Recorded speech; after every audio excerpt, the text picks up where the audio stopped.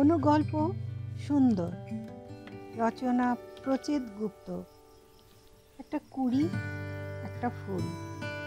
কুঁড়ি বলল, বুঝলে ফুল, অনেক ভেবে দেখলাম দুজনের মধ্যে আমি বেশি সুন্দর। ফুল বলল, তোমার কি মাথা খারাপ হয়ে গেল? তুমি আবার সুন্দর কোথায়? তোমার না রয়েছে পাপড়ি, না রয়েছে রং, না রয়েছে গন্ধ।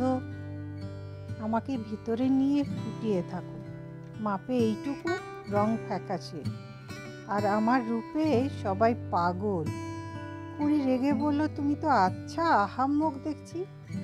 তোমার মতো এমন এক সুন্দরকে বুকের মধ্যে ধরে রাখি বলেই তো আমি বেশি সুন্দর। আমি না থাকলে তুমি আসতে কোথা থেকে হে? ফুল থতমত খায়, কথাটা মিথ্যে নয়। কুঁড়ি না থাকলে সে আসতো কোথা থেকে? ফুল গেল চুপ করে। এমন সময় খুক খুক করে চাপা হাসির আওয়াজ। কুঁড়ি এদিক ওদিক তাকিয়ে কাউকে দেখতে পায় না। বলে, কে কে হাসে?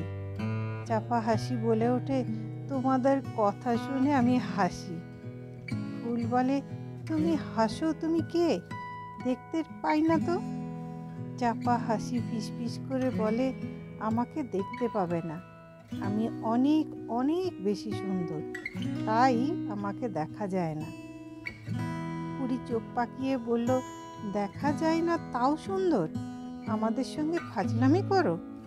খুকখুকে হাসি বলে, আমি হলাম মুহূর্ত। মুহূর্ত বোঝো? মোমেন্টস।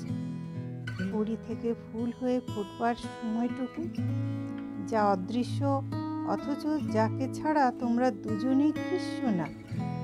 কুঁড়ি অর্থহীন, ফুলের জন্ম নেই, তাই আমি আসল সুন্দর। কুঁড়ি, ফুল চুপ করে থাকে।